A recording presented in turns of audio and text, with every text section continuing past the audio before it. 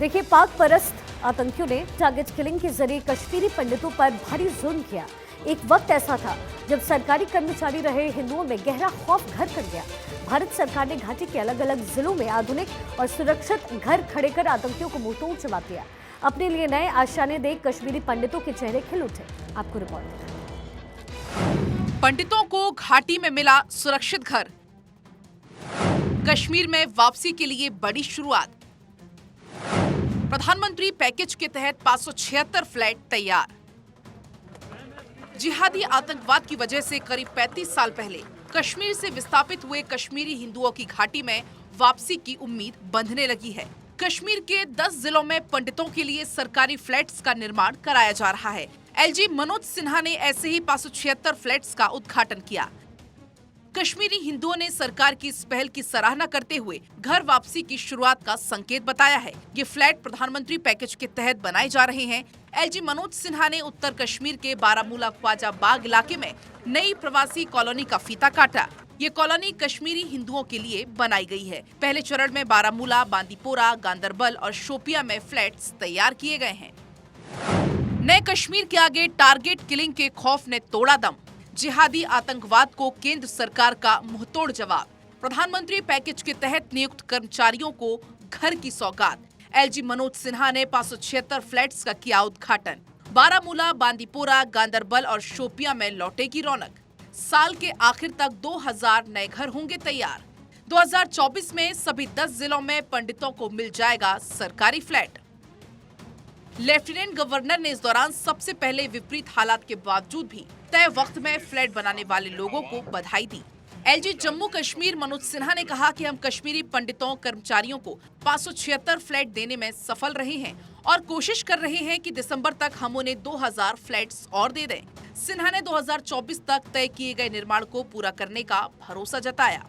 मैं बधाई दूंगा आरएनबी के अपने इंजीनियर्स को और डीएमआरआर के अपने सभी साथियों को, जिन्होंने जो वचन दिया था वो पूरा किया और आज ये फ्लैट हम उन लोगों को समर्पित कर पा रहे हैं जो लंबे समय से इसका इंतजार कर रहे थे। कुल ये 576 फ्लैट आज समर्पित किए जा रहे हैं और मैं उम्मीद करता हूं कि दिसंबर तक 2000 और फ्लैट हम सब देने की स्थिति में होंगे और अगले वर्ष जो तय हुआ था, मैं समझता हूं कि वो काम हम सब 24 में पूरा कर लेंगे। लेफ्टिनेंट गवर्नर ने आतंकवाद की वजह से विस्थापित हुए हिंदुओं के दर्द को याद किया। साथ ही भरोसा दिलाया कि जम्मू कश्मीर प्रधानमंत्री नरेंद्र मोदी के मार्गदर्शन में नई पहचान बना रहा है। उन्होंने कहा कि विकसित भारत के सपने को पूरा करने में जम्मू कश्मीर का बड़ा योगदान रहेगा। अब यहाँ के बाशिंदे तरक्की की राह में सबसे आगे रहेंगे। खासकर युवा पीढ़ी की आंखों में दिख रहे सपने पूरे प्रदेश को विकास में नई ऊंचाई पर ले जाएंगे। जो लोग यहाँ से निर्वासित हो गए थे, स्वाभाविक रूप से उनकी पीड़ा को समझना ये बड़ा दुष्कर कार्य है। देरी हुई, लेकिन मुझे लगता है कि नियत बराबर यही थी कि आपके कार्य को प्राथमिकता के आधार पर पूरा किया जाए और वो कोशिश आगे भी होगी। जम्मू कश्मीर निश्चित रूप से आदरणीय प्रधानमंत्री जी के मार्गदर्शन में अपनी एक नई पहचान बना रहा है। माननीय प्रधानमंत्री जी ने एक लक्ष्य रखा है विकसित भारत बनाने का। क्या जम्मू कश्मीर के सामान्य नागरिक के मन में इच्छा नहीं है कि जब विकसित भारत बनेगा तो जम्मू कश्मीर भी विकसित होगा और उस विकसित भारत में जम्मू कश्मीर का योगदान किसी राज्य से कम नहीं होगा। मैं देख रहा हूं कि यहाँ के युवाओं में के जो सपने हैं उन्हें मैं पढ़ पा रहा हूं और मैं पूरी तरह से आश्वस्त हूं। ये जो नई पीढ़ी है, नए नौजवान हैं, नई बच्चियां हमारी हैं, वो निश्चित रूप से इस सपने को पूरा करेंगे। आपको बता दें, टारगेट किलिंग के खौफ के चलते प्रधानमंत्री पैकेज के तहत नियुक्त किए हुए 6000 कश्मीरी पंडित खौफ में थे। इसके बाद उन्होंने सरकार से उन्हें जम्मू में रिलोकेट करने की मांग की थी, लेकिन उनकी मांग को खारिज कर दिया था। हालांकि उन्हें जम्मू कश्मीर में सुरक्षित आवास देने का वायदा किया था और अब उसी वायदे के पूरे होने की शुरुआत हो चुकी है। Bureau report, Bharat 24। 6 दिन 22 रैलियां, पीएम के कर्नाटक चुनावी दौरे का कार्यक्रम तय। कर्नाटक में प्रधानमंत्री नरेंद्र मोदी तकरीबन 22 रैलियां करेंगे। अपनी हर कर्नाटक यात्रा पर पीएम मोदी 3 से अधिक रैलियां करेंगे। पीएम के व्यस्त अभियान कार्यक्रम का प्रमुख आकर्षण शनिवार को बेंगलुरु में विशाल रोड शो के साथ होगा। सूत्रों के मुताबिक 29 अप्रैल को मोदी हुमनाबाद, विजयपुरा, कुदाची और बेंगलुरु उत्तर में रैलियां करेंगे। अगले दिन 30 अप्रैल को मोदी कोलार, चन्नापट्टना और बेल्लूरू में रैलियां करेंगे। प्रधानमंत्री फिर अगले सप्ताह 2 दिवसीय दौरे पर कर्नाटक जाएंगे। 2 मई को उनका चित्रदुर्ग, विजयनगर, सिंगुनूर और कलबुर्गी में जनसभाएं करने का कार्यक्रम। 3 मई को मूडबिद्री, कारवार और कित्तूर में जनसभाएं होंगी। सूत्रों के मुताबिक 6 मई को पीएम मोदी चितपुर, नंजनगुड, तुमकुरू ग्रामीण, बेंगलुरु दक्षिण में होंगे। अभियान की समाप्ति से पहले दिन 7 मई को 4 रैलियों को पीएम संबोधित करेंगे। ये रैलियां बादामी, हावेरी, शिवमोगा ग्रामीण और बेंगलुरु सेंट्रल में होंगी। 224 सीटों वाले विधानसभा के लिए 10 मई को मतदान होना है और मतगणना 13 मई को होगी।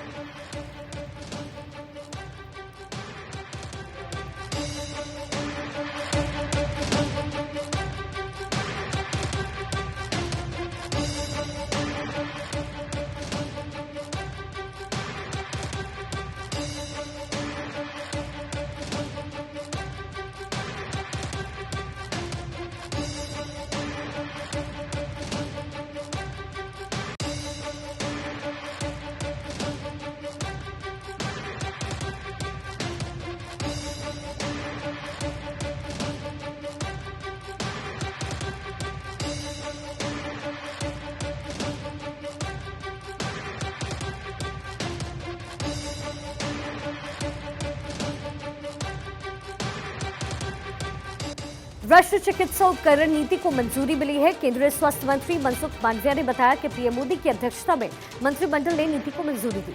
नीति का मकसद देश में चिकित्सा उपकरण क्षेत्र को प्रोत्साहन और आत्मनिर्भरता को बढ़ावा देना है। नीति के तहत 6 सूत्री रणनीति तैयार की गई। इसे लागू करने के लिए कार्य योजना भी तैयार की गई है। चिकित्सा उपकरण क्षेत्र अगले 5 वर्षों में 11 अरब से बढ़कर 50 अरब डॉलर होने की उम्मीद है। भारत 75% चिकित्सा उपकरणों का आयात करता है, लिहाजा देश में इनके निर्माण पर जोर दिया जा रहा है।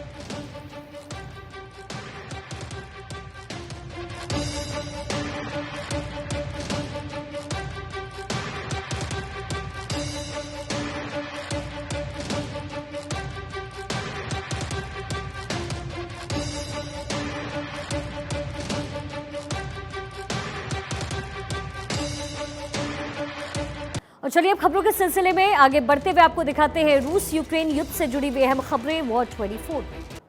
और चलिए खबरों के सिलसिले में आगे बढ़ते हुए देखिए 2 राज्य बिहार और उत्तर प्रदेश दोनों एक दूसरे से सटे हुए हैं, लेकिन दोनों राज्यों में माफिया और बाहुबलियों की हालत बिल्कुल अलग अलग है। उत्तर प्रदेश में योगी सरकार बाहुबलियों पर लगातार नकेल कसने की पूरी ताकत से जुटी हुई है, तो वहीं बिहार में हालात बिल्कुल अलग हैं, बिल्कुल उलट है। बिहार में डीएम की हत्या करने वाले बाहुबली को जेल मैनुअल में बदलाव कर रिहा किया जाता है। ऐसे में आज आपको दोनों राज्यों के अलग अलग हालात आपको दिखाते हैं। सबसे पहले अतीक अहमद माफिया जो अब जिंदा नहीं बचा, इसके साथ ही आनंद मोहन जिसकी रिहाई आज की गई है। और ऐसे में बिहार में बाहुबली रिटर्न्स।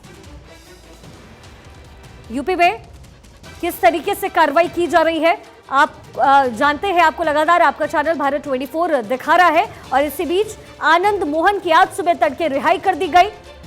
अतीक अहमद माफियाओं के खिलाफ एक्शन में योगी सरकार लगी हुई है। वहीं आनंद मोहन सिंह सुशासन बाबू की मेहरबानी आखिर क्यों है उस पर। अतीक अहमद 44 साल में पहली बार दोषी करार दिया गया। आनंद मोहन सिंह जेल मैनुअल में बदलाव कर बाहर लाया गया। अतीक अहमद के केस में 3 अभी तक मारे गए 2 बेटे जेल में हैं। वहीं आनंद मोहन सिंह, उसकी पत्नी फरार, फिर से सियासी मैदान में उतरने की तैयारी। अतीक अहमद यूपी में माफिया राज का खात्मा, आनंद मोहन सिंह वोट बैंक साधने की तैयारी। देखिए, पूर्व सांसद, पूर्व विधायक आनंद मोहन सिंह की जेल से रिहाई हो चुकी है। सुशासन बाबू ने नियम में बदलाव कर आनंद मोहन की रिहाई के रास्ते को साफ कर दिया। आनंद मोहन को गोपालगंज डीएम की हत्या के आरोप में सजाए मौत सुनाई गई। हालांकि हाईकोर्ट ने बाद में सजा को उम्र कैद में बदल दिया। तकरीबन 15 साल जेल में रहने के बाद आनंद मोहन बाहर आ गया, यानी जेल से बाहुबली की घर वापसी हो गई। तो उत्तर प्रदेश में माफियाओं पर बाबा की सरकार कहर बनकर टूटी हुई है। माफियाओं के खिलाफ बड़ा अभियान चलाया गया है। आपको रिपोर्ट दिखाते हैं।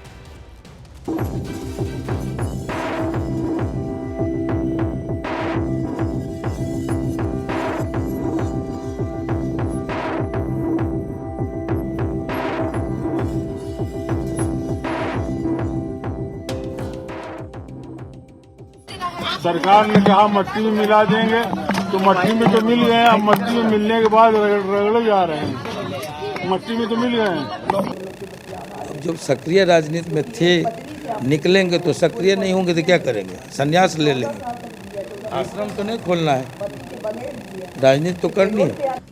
तो बिहार में फिर 90 के दशक वाले दौर की आहट सुनाई दे रही है।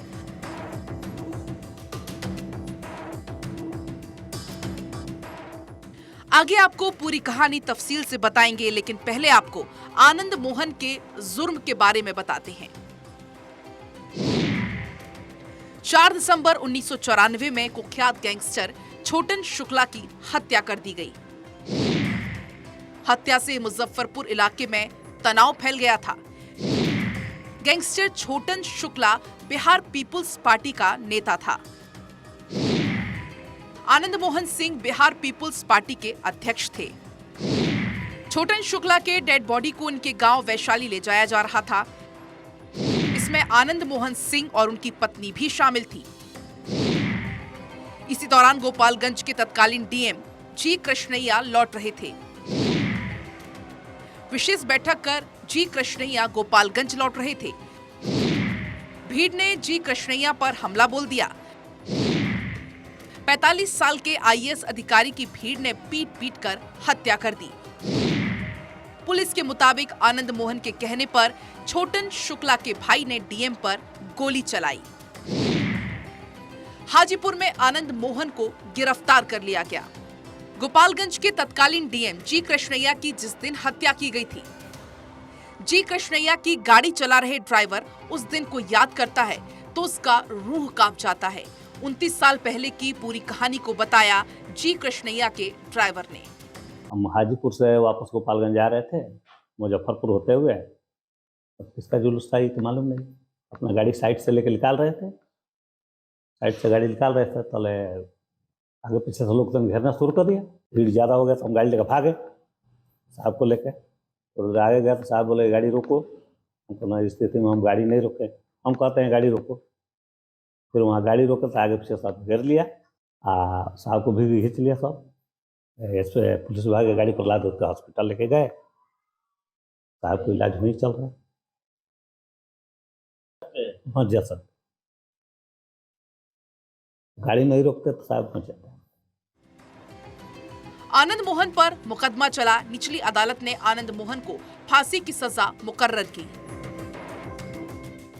मामला पटना हाई कोर्ट पहुंचा। हाई कोर्ट ने फांसी की सजा को उम्र कैद में बदला और सुप्रीम कोर्ट ने भी हाई कोर्ट के फैसले को बरकरार रखा। करीब 15 साल तक आनंद मोहन सजा काट चुके हैं और इसको जायज ठहरा रहे हैं।